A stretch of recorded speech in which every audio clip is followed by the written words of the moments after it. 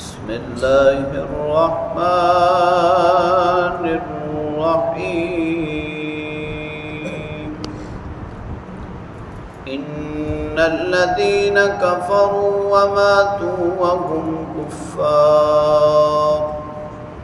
أولئك عليهم لعنة الله والملائكة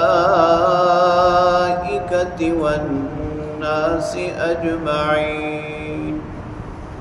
خالدين فيها لا يخفف عنهم العذاب ولا هم ينظرون صدق الله وصدق رسوله النبي الكريم۔ سورہ بقرہ کی آیت نمبر 161 اور 162 کی تلاوت آپ نے سماعت کی، ترجمہ سماعت فرمائیں۔ ان الذین کفروا، بے شک وہ لوگ جنہوں نے کفر کیا، وماتوا وہم کفار،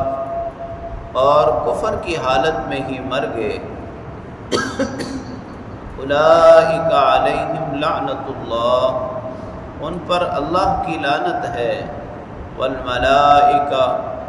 اللہ کے نورانی فرشتوں کی، والناس اجمعین، اور تمام لوگوں کی،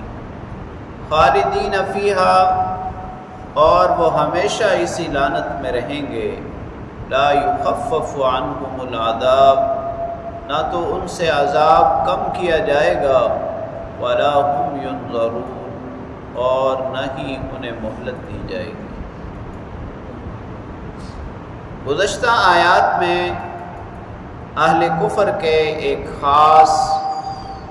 عمل، ایک خاص جرم، ایک خاص بدعملی پر اللہ کریم نے لعنت فرمائی تھی، اور وہ جرم تھا یہود کا کتمان حق۔ لعنت کا مطلب رحمت سے دوری ہے۔ جب نافرمانی حد سے بڑھ جاتی ہے اور ضد، عناد اور تعصب کی وجہ سے حق کو پس پشت ڈال دیا جاتا ہے، تو اس موقع پر، اس سٹیج پر اللہ کریم ان لوگوں کو اپنی رحمت سے دور فرما دیتے ہیں، ان کے لیے رحمت کا استحقاق ختم کر دیتے ہیں۔ اس آیت کریمہ میں بھی ان لوگوں کے لیے جنہوں نے کفر کیا اور کفر کی حالت میں ہی دنیا سے چلے گئے، کفر کی حالت میں ہی موت آ گئی، اب لوٹنے کا کوئی راستہ نہیں ہے، لہٰذا اللہ تعالیٰ نے اپنی طرف سے بھی، اپنے فرشتوں کی طرف سے بھی، اور تمام لوگوں کی طرف سے ان پر لعنت فرمائی۔ اہل ایمان کے لیے لعنت نہیں ہے،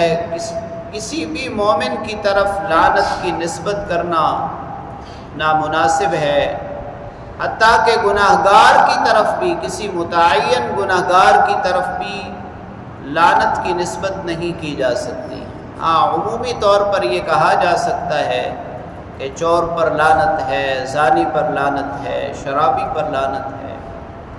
اللہ کریم فرما رہے ہیں کہ پھر یہ لعنت ہمیشہ ہمیشہ کے لیے ہے، اور اب لعنت جہنم کے عذاب کی صورت میں ہے، دوزخ کی صورت میں ہے۔ کسی بھی اعتبار سے یہ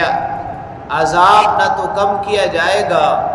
اور نہ ہی اب ان کو کچھ مہلت دی جائے گی۔ اللہ کریم سے دعا ہے کہ اللہ تعالی ہمیں